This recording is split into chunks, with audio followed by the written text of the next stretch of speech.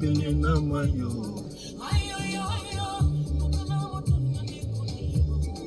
Tango ya kangai, tango yeswaye.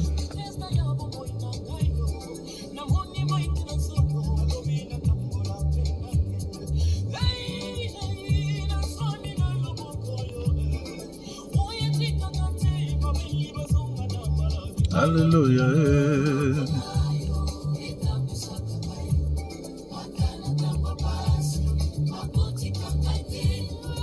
Yosuna kusanga ayo bisakanga loboko na yo atana tangwa pasi akotika ngai te alobisaka ngai oye azali nzambe ya bolingo namoni loboko na yo bolingo ya ngombe oyakata na mwana na ye.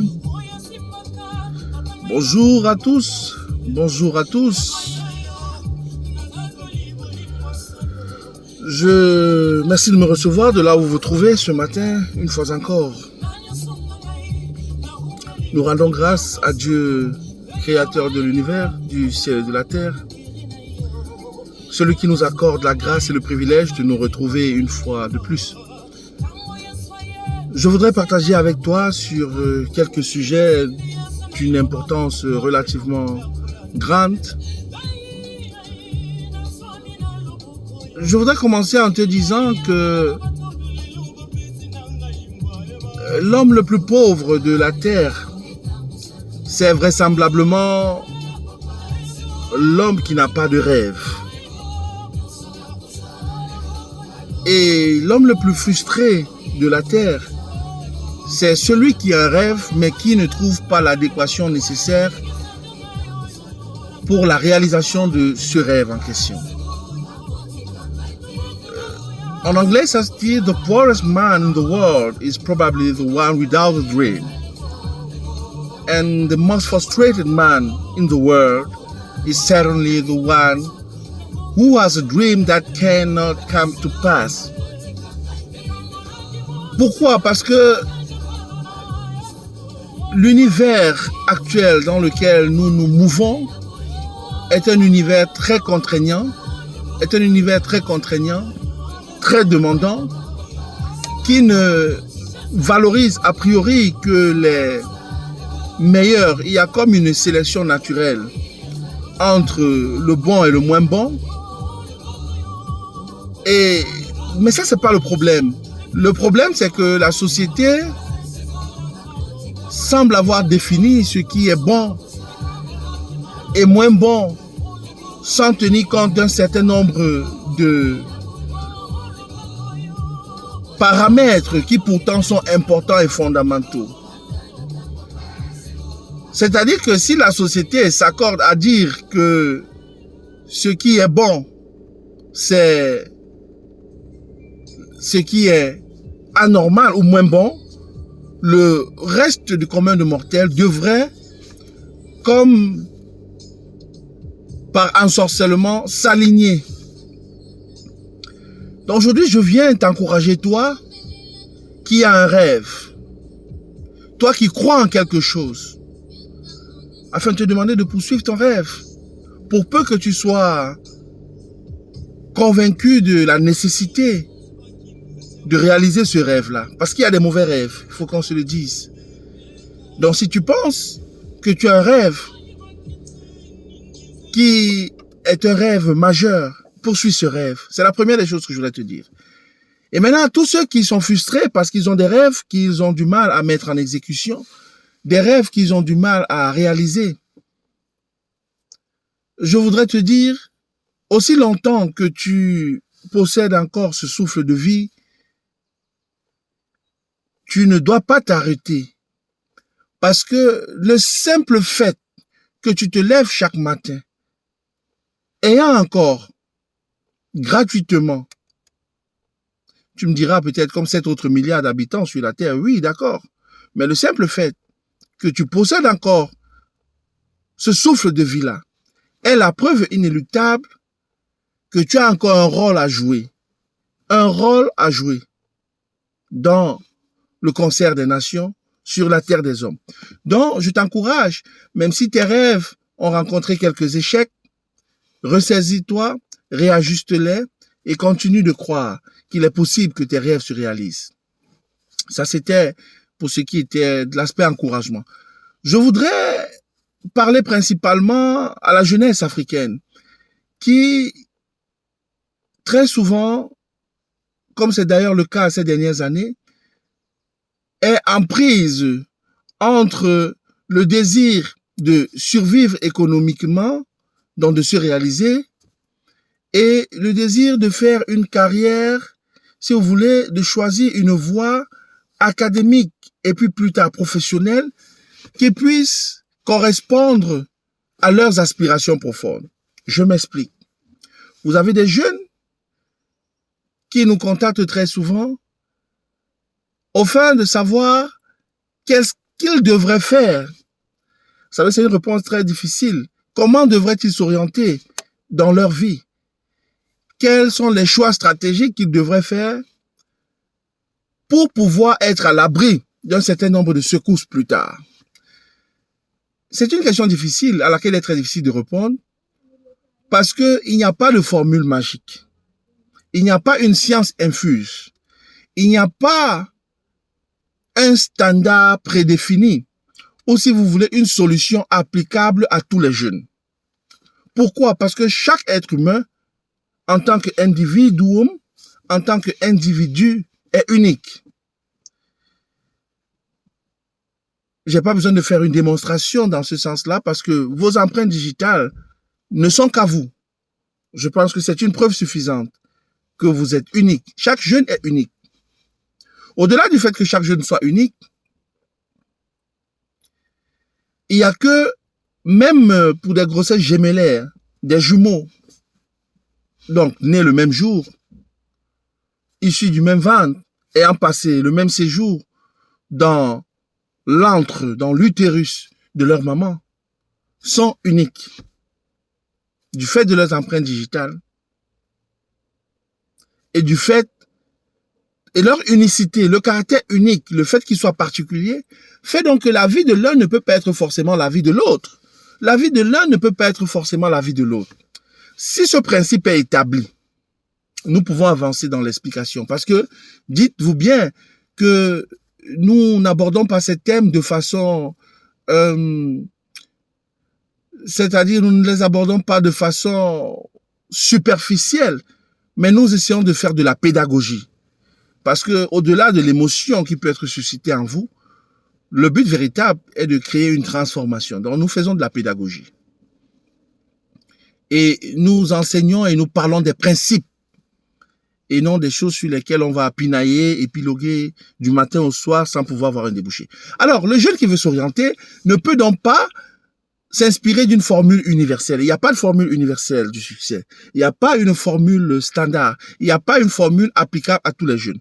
Au demeurant, ce qui est vrai, c'est que il serait judicieux pour les jeunes, avant de faire le choix de leur carrière professionnelle, avant de faire le choix de leur orientation académique, de peut-être chercher à mobiliser d'abord toutes les compétences, tous les dons naturels qu'ils possèdent.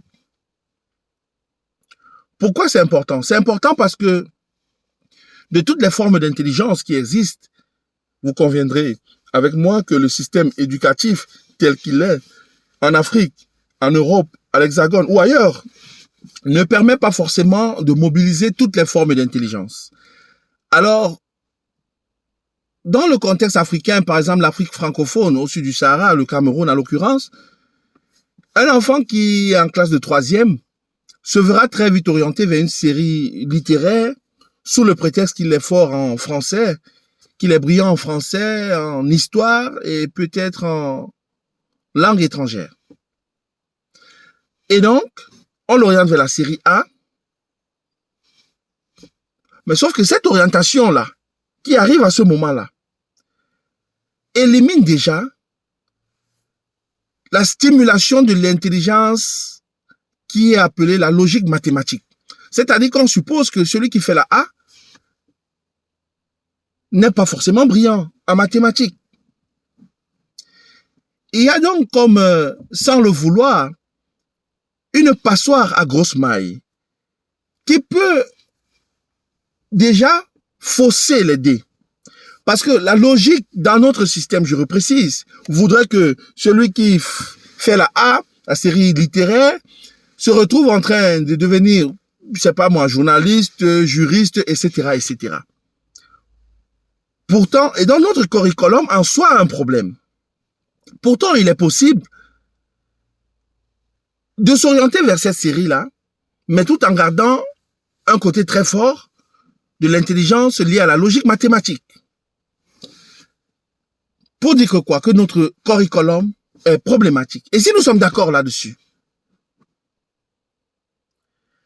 comment trouver donc l'adéquation entre un enfant qui veut s'orienter vers quelque chose de glorieux, de grand, mais qui subit déjà une mauvaise orientation à la base, sachant que plus tard, la société ne lui propose même pas aussi des héros véritables qui soient d'autres domaines que ceux du sport, ceux de la musique, ceux de, si vous voulez, de l'art et de l'entertainment. Il y a comme une nécessité de réajuster dans les orientations.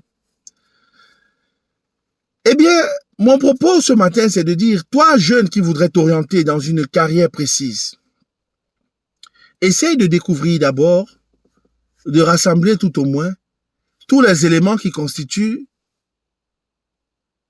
ta force naturelle. La Bible déclare que c'est le don d'un homme qui frayera son chemin dans la vie. C'est le don d'un homme. C'est pas son éducation. Autant l'éducation est importante, autant l'éducation ne frayera pas ton chemin dans la vie. C'est le don d'un homme qui frayera son chemin dans la vie. Ce n'est pas ton éducation. Ton éducation te permet, helps you to refine your gift. Ton éducation te permet d'affiner ton don et tes talents. Ton éducation est importante, mais c'est ton don qui ferait un chemin dans cette vie pour toi. Et maintenant, notre société étant en crise, je le dis de façon répétitive ces derniers temps que nous vivons un moment polémique, de polémos, c'est-à-dire un moment où il y a des guerres. Il ne faut pas voir toujours en termes de guerre, des guerres d'une certaine nature, d'une certaine envergure, des guerres pour lesquelles on prend forcément des armes. Parce qu'il y a des guerres, il y a des micro-guerres, il y a des micro-guerres dans notre environnement. Il y a des guerres, si vous voulez, systémiques. Il y a des guerres idéologiques. Il y a des guerres même quotidiennes qui se limitent essentiellement à la dimension de que faire pour survivre.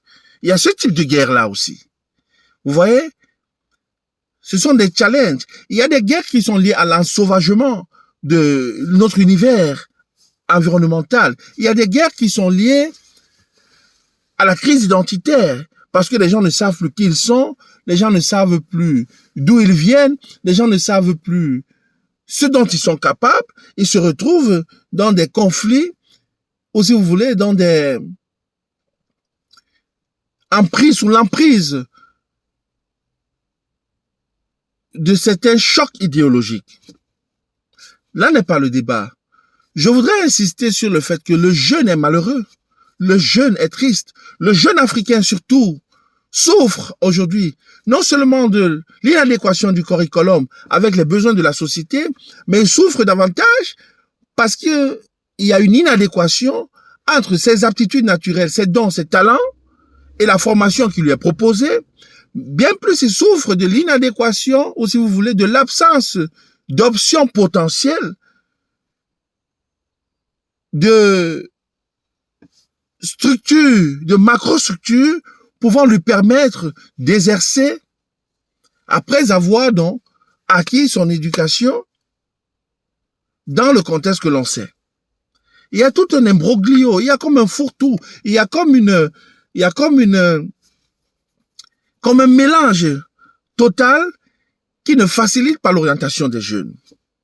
Et pourtant, le jeune, considéré comme fer de lance de la nation, doit pouvoir se projeter, doit pouvoir encore rêver, doit pouvoir avoir un horizon de grandeur. Le jeune doit pouvoir se projeter. Mais comment le faire lorsqu'après avoir été accumulé des diplômes, vous ne pouvez pas trouver d'emploi? Comment le faire lorsque les diplômes que vous avez même obtenus ne mobilisent pas tous vos dons et tous vos talents? Comment le faire lorsque vous n'êtes pas capable en tant que jeune de choisir une orientation qui vous garantira un minimum syndical pour votre survie demain? Comment se projeter? Alors que nous avons des sociétés où des gens vont sur Mars dans le but toujours de repousser les limites de la connaissance, nous nous trouvons embrigadés, embastillés dans la lutte pour la survie. C'est un problème et notre jeunesse en souffre.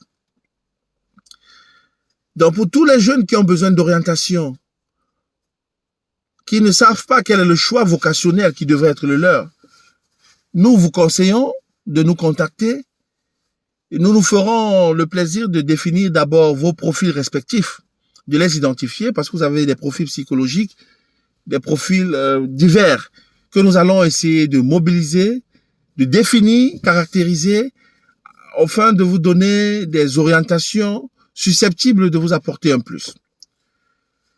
Le point par lequel nous allons peut-être finir, c'est vrai, ce que nous partageons là, elle est trop technique, elle est trop scientifique, mais il faut ça aussi. Vous savez, nous avons l'habitude de vous dire que nous n'agissons pas au niveau de l'émotion. Nous n'agissons pas qu'au niveau de la stimulation de vos sens émotionnels. Mais nous nous plongeons essentiellement dans la logique de pédagogie. Nous venons avec une pédagogie. Nous vous donnons des outils nécessaires à faire de vos propres analyses afin d'en tirer des conclusions conséquentes. Jeune, ce qui est fondamental, et là on quitte la dimension pédagogique pour entrer profondément dans la dimension spirito-matérielle et vous dire que, dans la sphère spirituelle précisément, et vous dire que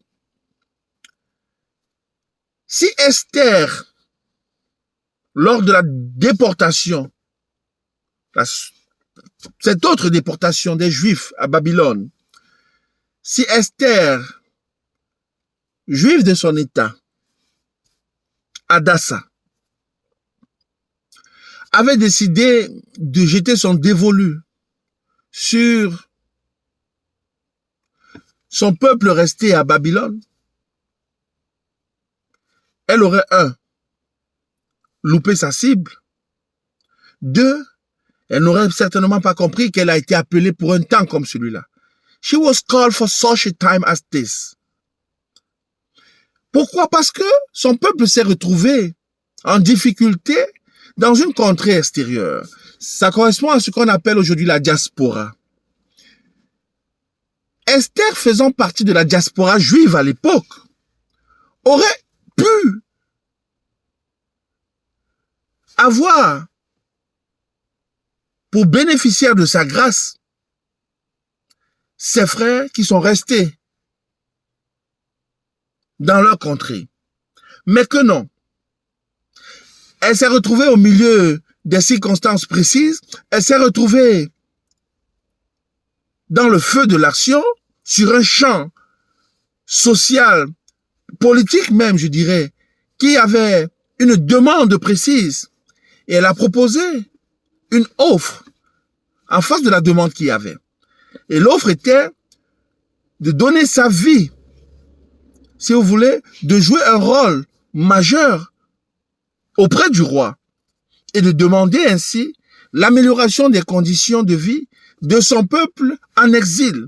Au mieux, de créer même les conditions de retour de son peuple vers la contrée,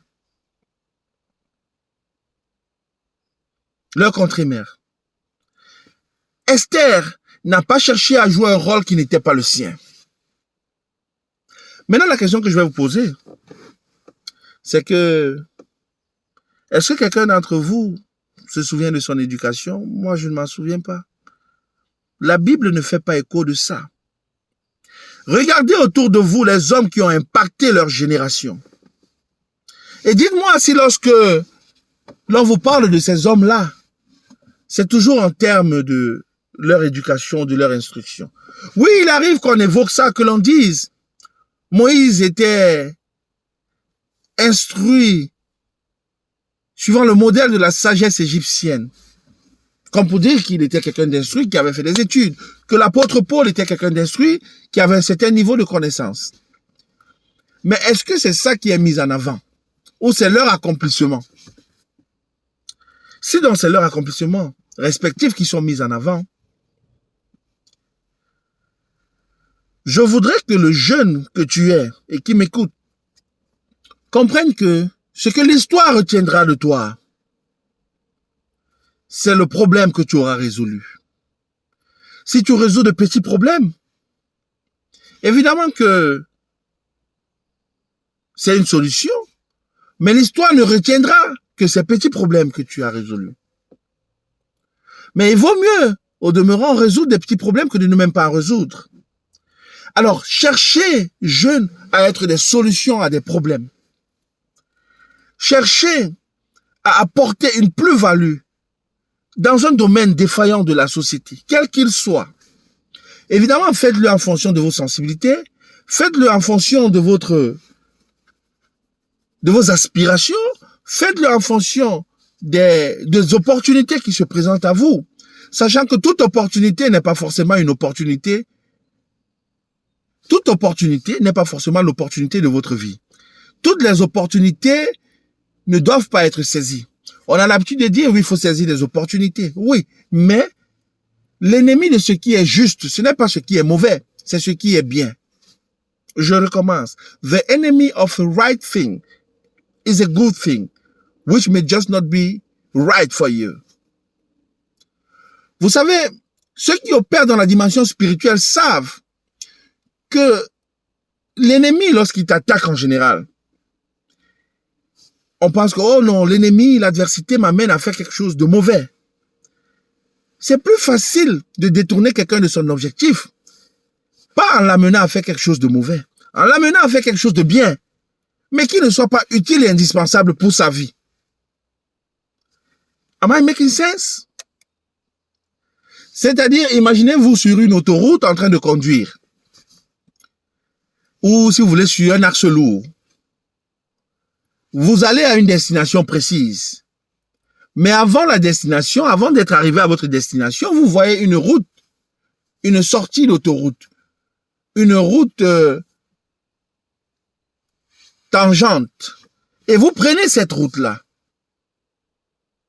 En réalité, dans les plans d'urbanisation bien faits, quand bien même vous ratez votre sortie d'autoroute et que vous prenez une route qui n'était pas la bonne, votre GPS augmentera certes le nombre de kilomètres, mais vous donnera la possibilité de revenir sur l'axe qui vous mène ou qui est censé vous mener à votre destination. Sauf que le détour que vous faites vous coûtera du temps, de l'énergie et peut-être vous fera rater l'objectif qui était pourtant visé à la destination. Pour dire quoi? Pour dire que, jeunes, on a l'habitude de dire tout chemin mène à Rome, mais faites attention au chemin que vous prenez. C'est ça le sens de mon propos. Tout chemin te mènera peut-être vers la survie. Tout chemin pourrait te mener vers l'indépendance financière. Tout chemin pourrait te mener vers un état d'équilibre. Mais à quel prix? À quel prix? À quel prix? La fin ne justifie pas toujours les moyens. Le moyen est important. Vous voyez, nous sommes dans une société en crise. Une société qui célèbre la défaite de l'intelligence. Une société qui célèbre, si vous voulez, et qui élève de plus en plus des personnes à succès dont la traçabilité n'est pas possible. Aujourd'hui, chaque jeune aspire à devenir quelqu'un, devenir quelque chose. C'est un désir légitime. C'est une aspiration légitime. Parce que Dieu qui t'a créé à son image. Et son souhait est que tu réussisses. Mais il ne faut pas réussir par tous les moyens. Et par n'importe quel moyen. Le problème n'est pas de réussir. Le problème est en réalité les compromissions que tu feras pour avoir l'apparence du succès. Parce que le succès véritable, et ça pourrait être l'objet de notre échange, n'est pas en réalité ce que les gens pensent de toi ou ce que les gens disent de toi. Tu n'es pas là pour faire plaisir à quelqu'un. Tu n'es pas là pour démontrer quelque chose. Je voudrais que jeune Africain qui m'écoute, que tu t'affranchisses du désir de prouver aux gens quoi que ce soit. Tu n'en as pas besoin. Tu n'en as pas besoin. Tu n'as pas besoin de prouver à qui que ce soit quoi que ce soit. Tu as juste besoin de faire ce pourquoi tu es né. C'est tout. Tu as juste besoin d'être une solution à un problème. Et à partir du moment où tu as une solution à un problème, à partir du moment où tu fais ce pourquoi tu es né, à partir du moment où tu es utile à la société, crois-moi, tu t'épanouis. Et dans ton épanouissement, si tu es intelligent et si tu mobilises les formes diverses d'intelligence, tu trouveras et ton indépendance financière. Bref, tu accompliras tout ce qui se trouve sur l'échelle de Maslow et même au-delà. Parce que tu deviendras un être véritablement accompli et tu pourras servir au monde la meilleure version de toi. Donc, je voudrais vous encourager. Faites attention avant de vous engager vers des choix de carrière que vous allez regretter plus tard. Vous vous levez le lundi matin pour aller au travail, un lieu de service que vous détestez. Lorsque vous y arrivez, c'est les maux de tête. Vous regardez la montre à chaque minute parce que vous voulez partir. Pourquoi passer sa vie à faire quelque chose qu'on n'aime pas? N'est-ce pas une tragédie? Tu te lèves. La plupart des AVC, et là je parle d'autorité, la plupart des AVC, c'est le lundi matin. Des revues scientifiques les ont prouvé. La plupart des AVC ont lieu le lundi matin, entre 7h et 10h. Pourquoi?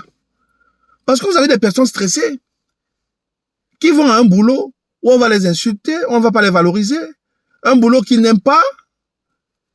Et quand ils sont à ce boulot-là, ils regardent la montre à chaque minute parce qu'ils veulent rentrer rapidement, retrouver leur famille ou tout au moins faire ce qu'ils aiment. Mais ils sont obligés de s'y rendre pour avoir un salaire, pour pouvoir jongler, afin de survivre. Et une fois même qu'ils ont ce salaire-là, regardez comment la tragédie continue. Le salaire, lorsqu'ils ne sont pas affranchis du désir de plaire aux gens, ils s'offrent des gadgets dans le but de montrer qu'ils sont arrivés. Et parce qu'ils veulent montrer aux autres à qui ils pensent avoir quelque chose à prouver qu'ils sont arrivés, ils commencent donc à acheter des gadgets, très souvent même à crédit. Ces gadgets-là et les mauvais crédits font qu'ils se retrouvent à découvert. Par la suite, ils font faillite, malgré de nombreuses années comme salariés. Ils sont toujours pauvres dans leur esprit, pauvres socialement à vouloir chercher à convaincre les gens. N'est-ce pas une tragédie, mes frères? Pourquoi se donner tant de peine pour quelque chose qui n'en vaut pas la peine? Faites des bons choix de carrière. Au-delà de la carrière, découvrez vos aptitudes, vos dons, vos talents, affinez-les, maximisez vos potentiels respectifs et servez au monde la meilleure version de vous. Surtout, soyez délivrés du désir de plaire. Vraiment, ça c'est la chose la plus importante. Quand vous aurez fait un choix de carrière conséquent, sachez que votre choix de carrière, s'il mobilise votre intelligence, votre aptitude, vos dons, vos talents, il créera tout ce dont vous avez besoin. Votre choix de créera tout ce dont vous avez besoin. Faut arrêter de vouloir plaire aux gens. Ça ne sert à rien. Parce que vous cherchez à plaire aux gens qui ne vous gèrent même pas, qui ne vous calculent pas. Ça ne sert à rien du tout. Pourquoi tu vas vivre ta vie par rapport à quelqu'un qui n'est même pas au courant de toi? Juste pour donner l'impression de vivre. Si le message fondamental est passé, mon frère, vis ta vie indépendamment du désir de faire l'unanimité. Jésus-Christ n'a pas fait l'unanimité. Personne ne fera jamais l'unanimité. Ne cherche pas à prouver quoi que ce soit à qui que ce soit. Assieds-toi, pose-toi, fais tes plans, analyse tes projets, définis comment tu peux faire pour atteindre tes objectifs. Bats-toi pour tes objectifs. Bats-toi pour être une solution à un problème autour de toi dans la société, pour tes enfants, pour ceux qui t'aiment, pour ceux qui t'entourent. Définis tes objectifs. Sois une solution à un problème. Aide la société à avancer. Et ne vis pas pour plaire aux gens. Ne vis pas pour démontrer quelque chose aux gens. Ça, c'est ton cimetière. C'est ta tombe que tu creuses. Malheureusement, aujourd'hui, sur la toile et partout, c'est la défaite visible et manifeste de l'intelligence collective. Parce que nous célébrons ce qui ne mérite même pas d'être célébré. Mais je pense que tout n'est pas perdu. Je pense qu'il y a encore quand même une race de personnes qui a compris que, au-delà de tout, il faut faire des choses dans son timing. Vous voyez, l'heure qu'il est au Cameroun n'est pas l'heure qu'il est en Côte d'Ivoire, n'est pas l'heure qu'il est en Allemagne, en Chine. Chacun a son heure. Chacun a son tour chez le coiffeur. Vous voyez quand vous allez chez le coiffeur ne vous coiffe pas tous au même moment. Il prend la tête de Paul. Pendant qu'il finit avec Paul, il s'occupe de, je sais pas moi, de Pierre par la suite. Chacun a son tour chez le coiffeur. La vie est ainsi faite. Ton horloge, l'agenda de Dieu avec ta vie ne correspond pas à l'agenda de ton voisin, même de ton frère jumeau. C'est pas parce que tu as un frère jumeau que forcément le timing de Dieu et l'accomplissement de ses promesses dans ta vie correspond au timing d'accomplissement des promesses de Dieu dans la vie de ton frère. Tu peux avoir grandi dans les mêmes conditions que quelqu'un, mais à un moment donné, il y a un décalage qui se fait. Parce que chacun a son tour chez le coiffeur. Chacun a sa grâce. Chacun a sa grâce. Voilà. Il est 4 heures aux États-Unis là-bas, tel que me dit Alberto. Voilà. Il est 4 heures. Vous voyez qu'on n'a pas la même heure. Alors pourquoi, si on n'est pas déjà dans le même fuseau horaire, spirituellement, ou bien physiquement, pourquoi tu vas vouloir avoir une vie comme telle? Chacun a son fuseau horaire. Chacun a sa dynamique. Chacun a son orientation. Donc, je pense que je t'ai apporté quelques éléments utiles pour te délivrer du stress. Ne te stresse pas à vouloir te comparer à quelqu'un. Ça, c'est pas important. Oublie ça. Sois déstressé à jamais. Vis ta vie stress-free. Stress-free. Vraiment, ne te fatigue pas le cerveau avec ce genre de choses. Définis tout simplement les objectifs de ta vie et bats-toi pour les réaliser. Assure-toi que tes objectifs soient nobles, que c'est des objectifs qui te bénéficient à toi, mais qui profitent aussi à l'humanité d'une façon ou d'une autre. Et tout le monde ne sera pas sous les feux des projecteurs aux 12 heures ou bien aux 20 heures du journal. C'est pas ça. Les gens pensent que faire quelque chose de grand, c'est toujours être sous les feux des projecteurs. Non. Faire quelque chose de grand, c'est pas toujours être sous les feux des projecteurs. Tout le monde ne sera pas Nelson Mandela. Tout le monde ne sera pas Barack Obama. Sois toi. Sois toi. Et je termine par cette image. Vous savez, quand on était plus jeune, nous avions l'habitude d'aimer porter les marques. Vous savez pourquoi les jeunes aiment porter les marques? Et ça va même au-delà des jeunes. On aime porter des marques parce qu'en fait, c'est les identités des autres que nous mettons sur nous. C'est les identités des autres que nous mettons sur nous. Tu vois, quand quelqu'un porte une tennis, si c'est Jordan, il a l'impression qu'en fait, la Jordan qu'il porte l'amène à s'envoler dans les airs comme Jordan.